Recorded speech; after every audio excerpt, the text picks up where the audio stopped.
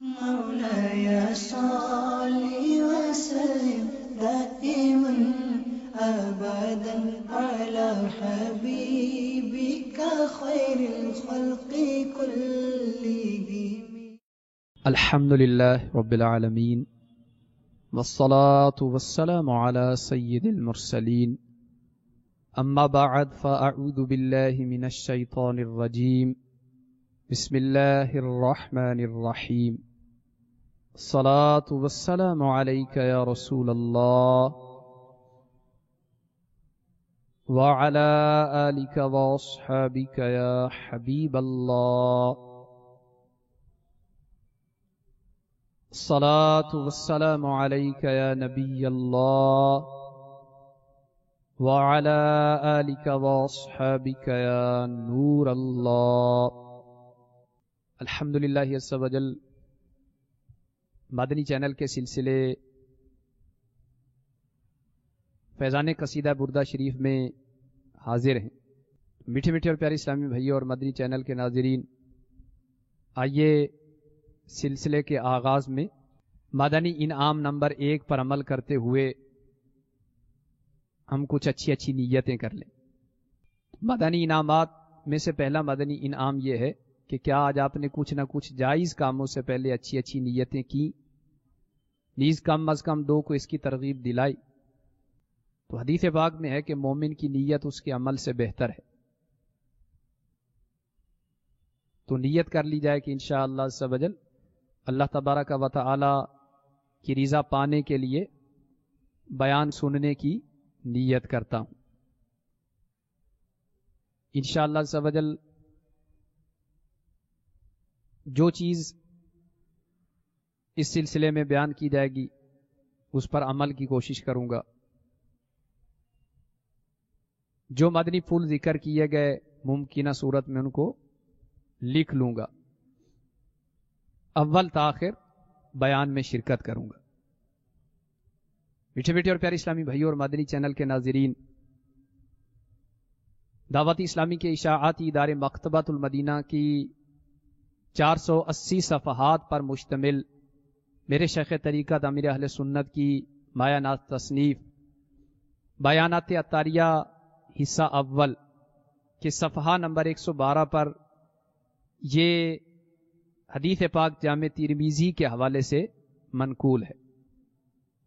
اللہ عز و جل کے محبوب دانائے غیوب منزہ عن العیوب صلی اللہ تعالی علیہ وسلم کا فرمان تقرب نشان ہے کہ بے شک بروز قیامت لوگوں میں سے میرے قریب تر وہ ہوگا جو مجھ پر سب سے زیادہ درود بھیجے.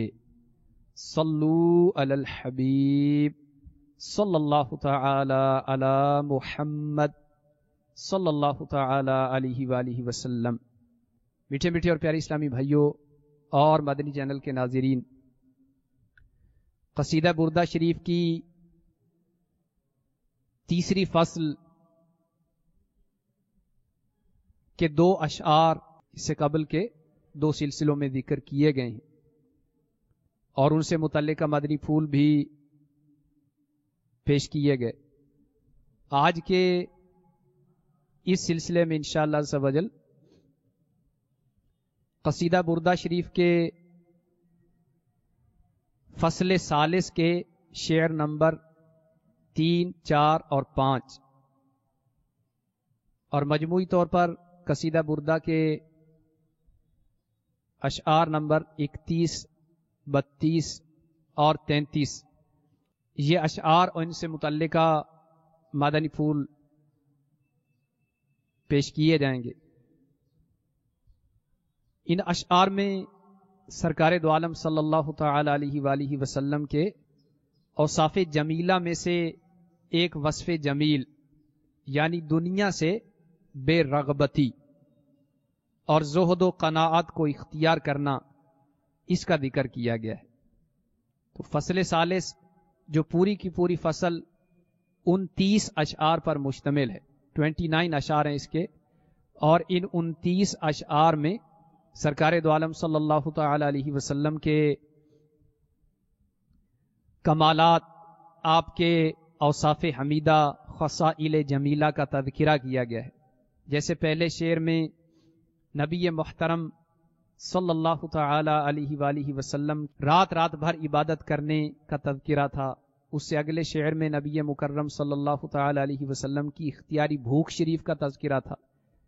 تو اب ان 3 اشعار میں رحمت دو عالم نور مجسم صلی اللہ تعالی علیہ وآلہ وسلم کی دنیا سے بے رغبتی اور آپ صلی اللہ علیہ وسلم کے زہد و قناعت کو ذکر کیا گیا ہے. چنانچہ صاحب قصیدہ اپنے قصیدہ بردہ شریف کی فصل ثالث کے 3 شعر میں یہ ذکر فرماتے ہیں، وراودته الجبال الشم من ذهب وراودته الجبال الشم من ذهب عن نفسه فأراها أيما شمم. تو یہاں پہلے مصرے میں لفظ راودت یہ ماضی کا صیغہ ہے مراودت مصدر سے، جس کا مطلب ہے مطالبہ کرنا، اپنی طرف مائل کرنا. اور الجبال جبل ان کی جمع ہے جس کا مطلب پہاڑ، اور لفظ الشم اس کا مطلب بلند و بالا. من ذہب جو سونے کے تھے. تو پہلے مصرے کا مطلب یہ ہے کہ بلند و بالا پہاڑوں نے جو سونے کے پہاڑ تھے انہوں نے سرکار دو عالم صلی اللہ تعالی علیہ وآلہ وسلم کی توجہ کو اپنی طرف مبذول کرنا چاہا. ان نفسہ کا مطلب یہاں نبی مکرم صلی اللہ تعالی علیہ وآلہ وسلم کی ذات محترم ہے، یعنی آپ کے نفس محترم کو اپنی طرف متوجہ کرنا چاہا. لیکن فَأَرَاهَا أَيَّمَا، ارا کا مطلب اس نے دکھایا. تو یہاں مراد یہ ہے کہ ان پہاڑوں کو نبی پاک صلی اللہ علیہ وآلہ وسلم نے اپنے زہد اور قناعت کا جلوہ دکھایا.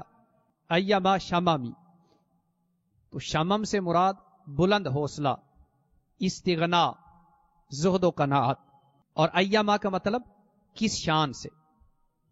تو اب اس پورے شعر کا ترجمہ یہ ہے کہ بلند و بالا پہاڑوں نے سونے کا بن کر سرکار دو عالم صلی اللہ تعالی علیہ وسلم کی توجہ مبارک کو اپنی طرف مبذول کرانا چاہا. تو نبی پاک صلی اللہ علیہ وآلہ وسلم نے اپنے بلند حوصلے اور استغنا سے انہیں ذلیل دیکھا، یعنی پہاڑوں کو کوئی اہمیت نہ دی، حالانکہ وہ پہاڑ سونے کے تھے. تو سونے کے پہاڑوں نے اگرچہ آپ کی توجہ کو اپنی طرف مبذول کرانا چاہا، لیکن آپ صلی اللہ علیہ وسلم نے ان کو کوئی اہمیت نہیں دی. تو یہاں تو غلاموں کی شان یہ ہے کہ تخت سکندری پر وہ تھوکتے نہیں ہیں، بستر لگا ہوا ہے جن کا تیری گلی میں، اور اس گلی کا گدا ہوں میں جس میں مانگتے تاجدار پھرتے ہیں. تو جہاں غلاموں کی استغنا کا یہ عالم ہو، وہاں آقا کے استغنا کا کیا عالم ہوگا. تو جہاں سرکار دو عالم صلی اللہ علیہ وآلہ وسلم کے غلاموں کے زہد و قناعت کا یہ حال ہے کہ تخت سکندری پر وہ تھوکتے نہیں ہیں، بستر لگا ہوا ہے جن کا تیری گلی میں. تو جب غلاموں کے زہد و قناعت کا یہ حال ہے تو آقا دو عالم صلی اللہ علیہ وسلم کے زہد و قناعت کی کیا شان ہوگی. اس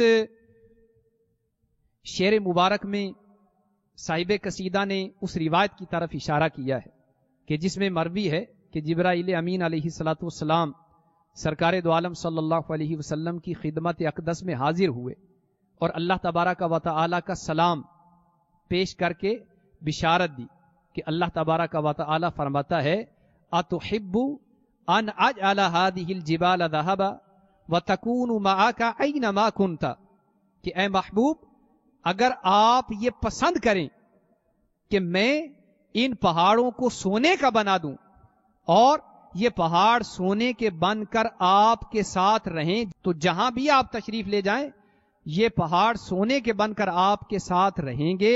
اگر آپ ایسا چاہیں تو میں ان پہاڑوں کو سونے کا بنا دیتا ہوں. تو سرکار دو عالم صلی اللہ تعالی علیہ وسلم نے جبرائیل امین علیہ الصلوۃ والسلام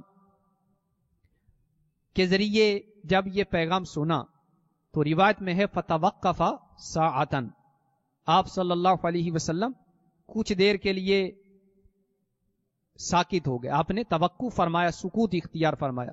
فقال یا جبریل ان الدنیا دار من لا دار له ومال من لا مال له وقد يجمعها من لا عقل له. تو آپ صلی اللہ علیہ وسلم نے ارشاد فرمایا کہ جبریل، دنیا ایک ایسا گھر ہے کہ کسی کا گھر نہیں، یعنی یہ کسی کا دائمی گھر نہیں. تو دنیا گھر ہے لیکن ایسا گھر ہے کہ جو کسی کا گھر نہیں، یہاں پر دائماً آبادہ کسی نے رکنا نہیں. اور ایسا مال ہے کہ کسی کی ملکیت نہیں. تو یہاں ہزاروں لاکھوں بادشاہ گزر گئے، جن خطوں پر وہ حکمرانی کرتے تھے آج ان خطوں کے اندر ان کا نام و نشان مٹ گیا. تو یہ ایسا مال ہے کہ کسی کی ملکیت نہیں، اسے وہ جمع کرتا ہے کہ جس میں عقل نہیں. تو سرکار دو عالم صلی اللہ تعالی علیہ وآلہ وسلم نے پہاڑوں کے سونے کے بن کر ساتھ ساتھ چلنے کے بجائے زہد و قناعت کو اختیار کر لیا. ہم فاقہ مستوں کو شکم سیر کیا، ہم فاقہ مستوں کو شکم سیر کیا اور آپ فاقے پہ قناعت کر لی.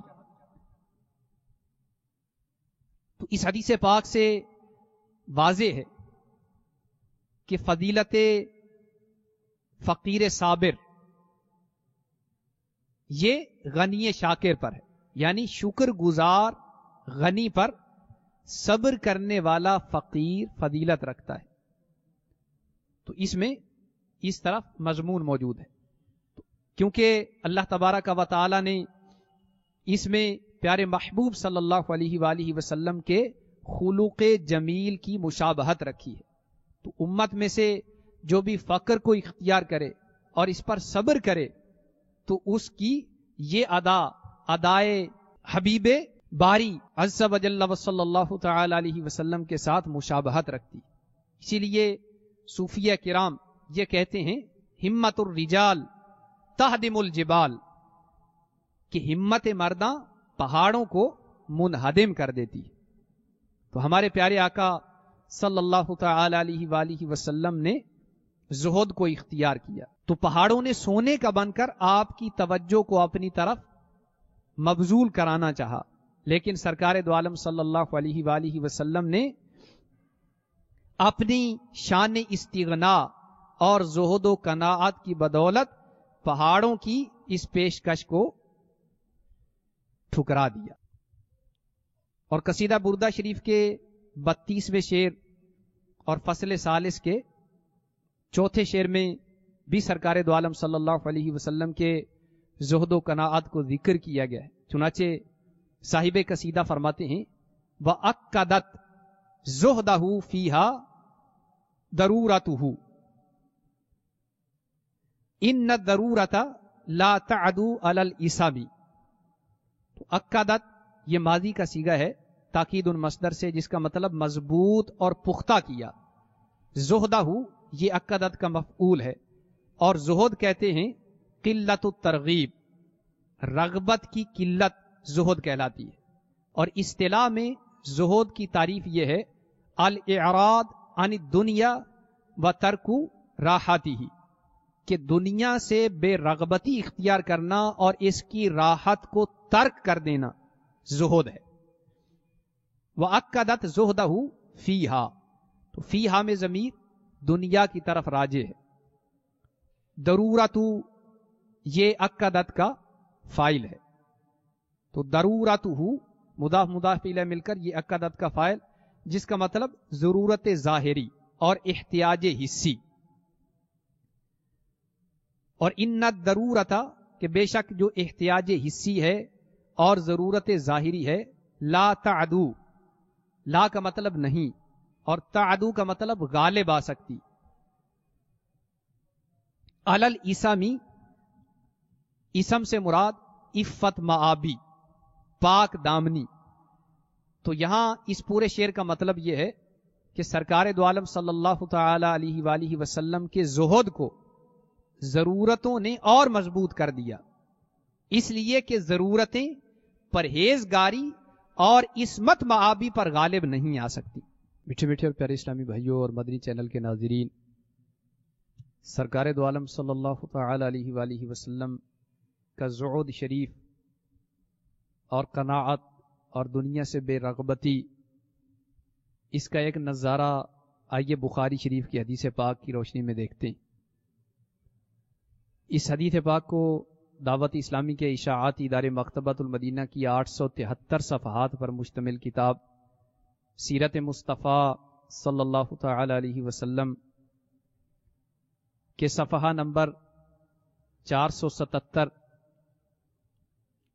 پر ذکر کیا گیا ہے. چنانچہ حضرت سیدنا امیر المؤمنین عمر فاروق اعظم رضی اللہ تعالی عنہ بارگاہ رسالت میں حاضر ہوئے تو دیکھا کہ آپ صلی اللہ علیہ وسلم ایک کھردری بان کی چارپائی پر لیٹے ہوئے اور آپ صلی اللہ علیہ وسلم کے جسم نازنین پر بان کے نشان پڑے ہوئے. فاروق اعظم رضی اللہ تعالیٰ عنہ فرماتے ہیں کہ میں نے دیکھا، پھر میں نے نظر اٹھا کے ادھر ادھر دیکھا تو ایک طرف تھوڑے سے جو رکھے ہوئے تھے اور ایک طرف کھال کھونٹی پر لٹک رہی تھی. تاجدار دو عالم صلی اللہ تعالی علیہ وسلم کے خزانہ کی یہ کائنات دیکھ کر میرا دل بھر آیا اور میری آنکھوں میں آنسو آ گئے. تو حضور اکرم صلی اللہ تعالی علیہ وسلم نے میرے رونے کا سبب پوچھا تو میں نے عرض کیا کہ یا رسول اللہ صلی اللہ تعالی علیہ وسلم، اس سے بڑھ کر رونے کا اور کون سا موقع ہوگا کہ کیسر و کسرا خدا کے دشمن تو نعمتوں میں ڈوبے ہوئے عیش و عشرت کی زندگی بسر کر رہے ہیں اور آپ صلی اللہ علیہ وسلم خدا کے رسول معظم ہوتے ہوئے اس حالت میں ہیں.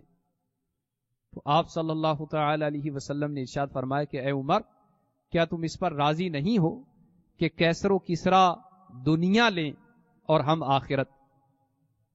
تو میرے میٹھے میٹھے اور پیارے اسلامی بھائیوں اور مدنی چینل کے ناظرین، آپ نے ملاحظہ فرمایا کہ ہمارے پیارے آقا صلی اللہ تعالی علیہ وآلہ وسلم دنیا سے کس قدر بے رغبتی فرماتے تھے.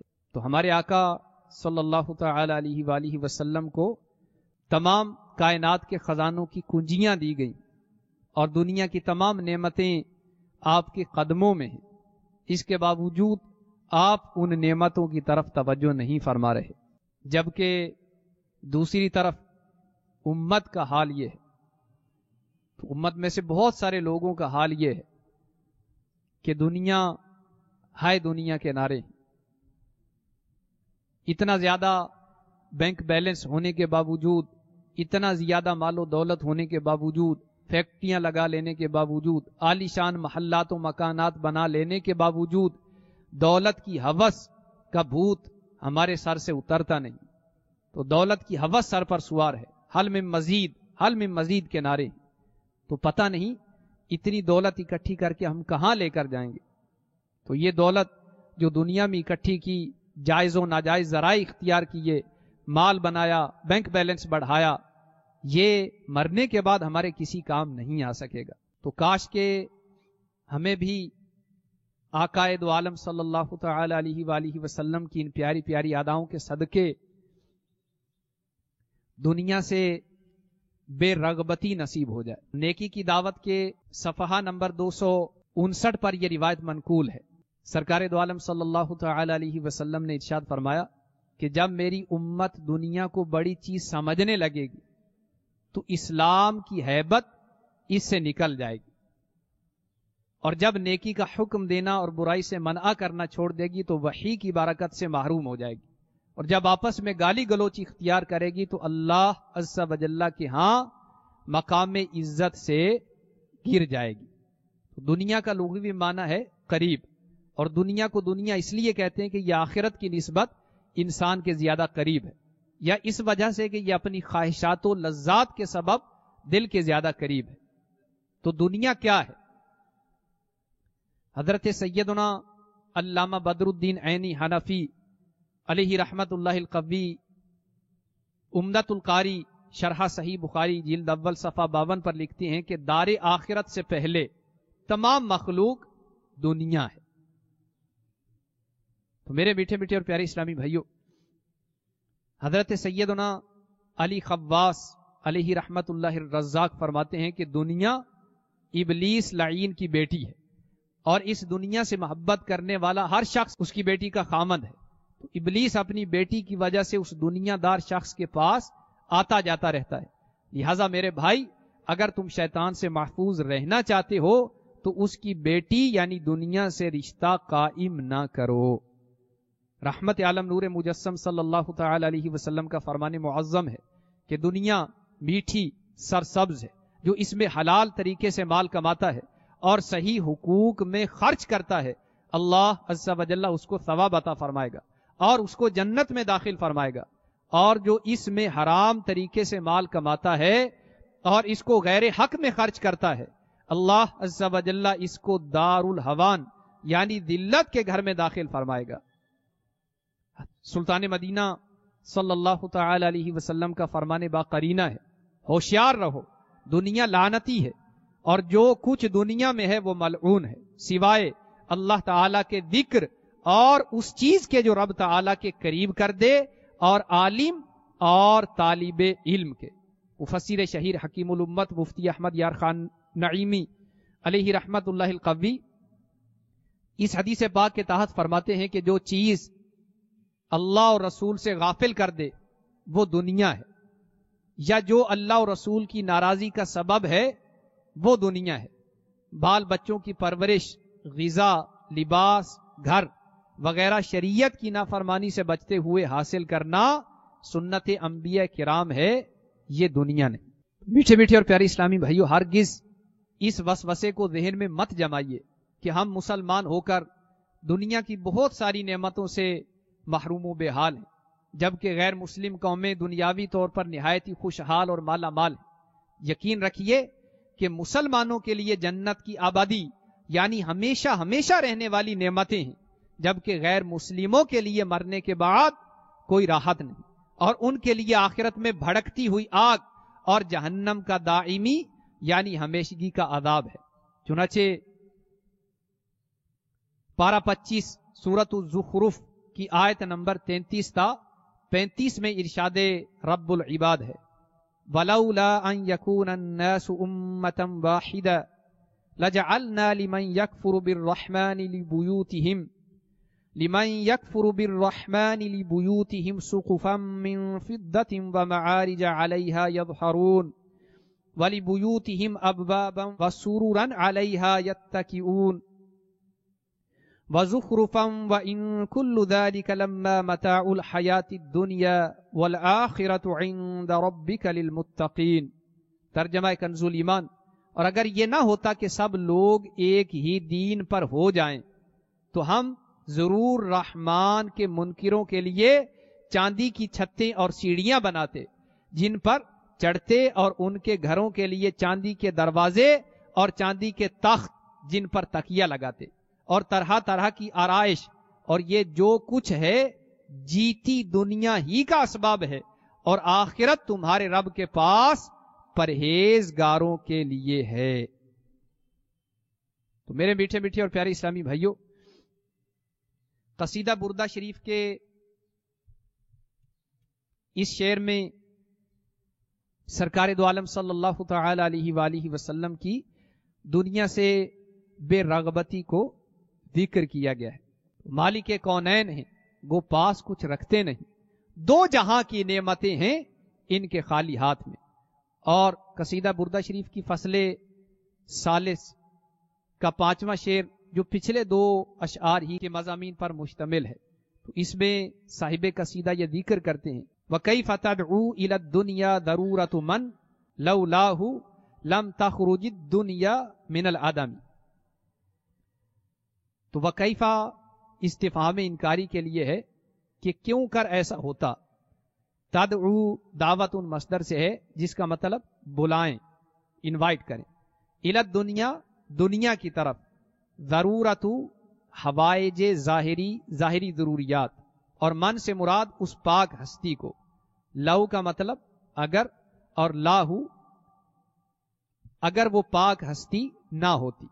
لم تخرج تو ظاہر نہ ہوتی، الدنیا یہ دنیا، من الآدمی عدم سے. تو اس شعر کا مطلب یہ ہے کہ دنیا کی ضرورتیں اس پاکیزہ ہستی کو اپنی طرف کیسے بلا سکتی ہیں کہ اگر وہ ہستی نہ ہوتی تو دنیا نہ ہوتی. یعنی سرکار دو عالم صلی اللہ تعالی علیہ وسلم نہ ہوتے تو یہ دنیا عدم سے وجود میں نہ لائی جاتی. وہ جو نہ تھے تو کچھ نہ تھا، وہ جو نہ ہو تو کچھ نہ ہو. جان ہے وہ جہان کی، جان ہے تو جہان ہے. محمد کی جلوہ نمائی نہ ہوتی تو دارین میں روشنائی نہ ہوتی. تو سرکار دو عالم صلی اللہ علیہ وآلہ وسلم کی ذات اقدس اس کائنات کے وجود کا سبب ہے کہ خیمہ افلاک کا استادہ اسی نام سے ہے، نبض ہستی تپش آمادہ اسی نام سے ہے. تو سرکار دو عالم صلی اللہ تعالی علیہ وسلم جو وجہ وجود کائنات ہیں، بھلا ان کو دنیا کی یہ عارضی نعمتیں کس طرح اپنی طرف مائل کر سکتی. تو ہمارے پیارے نبی صلی اللہ تعالی علیہ وآلہ وسلم کے زہد و قناعت کو ان 3 اشعار میں صاحب قصیدہ بردہ نے ذکر کیا ہے. تو تیسری فصل جو نبی مکرم صلی اللہ تعالی علیہ وسلم کے اوصاف حمیدہ اور خصائل جمیلہ پر مشتمل ہے. اس کے پہلے شعر میں نبی پاک صلی اللہ تعالی علیہ وآلہ وسلم کے راتوں کے قیام کو ذکر کیا گیا ہے، جبکہ اس سے اگلے شعر میں نبی پاک صلی اللہ علیہ وسلم کی اختیاری بھوک شریف کا ذکر ہے، اور اس کے بعد کے اگلے 3 اشعار نبی پاک صلی اللہ تعالی علیہ وسلم کے زہد و قناعت کے متعلق ہیں. اللہ تبارک و تعالی پیارے حبیب صلی اللہ علیہ وسلم کے طفیل ہمیں بھی زہد و قناعت کی دولت عطا فرمائے. نہ آزما مجھ کو دنیا کا مال و زر عطا کر کے، نہ آزما مجھ کو دنیا کا مال و زر عطا کر کے، عطا کر دے مجھے فقط اپنی محبت یا رسول اللہ. عطا کر دے مجھے فقط اپنی محبت یا رسول اللہ. آپ کے عشق میں اے کاش کے روتے روتے یہ نکل جائے میری جان مدینے والے. دولت عشق سے آقا، دولت عشق سے آقا میری جھولی بھر دو، بس یہی ہو میرا سامان مدینے والے. آمین بجاہ النبی الامین صلی اللہ تعالی علیہ وآلہ وسلم. مولاي صل وسلم دائما أبدا على حبيبك خير الخلق كلهم.